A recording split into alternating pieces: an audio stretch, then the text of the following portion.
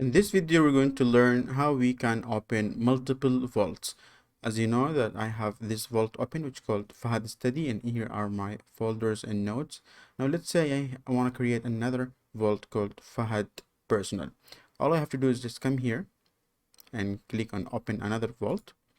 And I can just come here and I rename it, let's say Fahad Personal, and I choose the location just like we chose for the previous one. I'm going to choose the same folder here, which is Fahad Study. Select folder and just go and click create, and you can see I have a new vault here. I just turn on live preview, okay, and you can see that I have here Fahad Personal Vault and the previous one is open. Okay,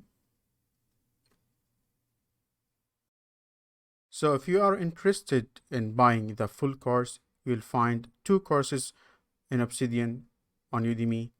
The first one is Learn Obsidian from Scratch. In this course, I'm going to teach the fundamentals of Obsidian, and the second course is going to be Improve Your Productivity Using Obsidian. So you have these two courses. It's only $30, and I will leave a link in the description below with a discount.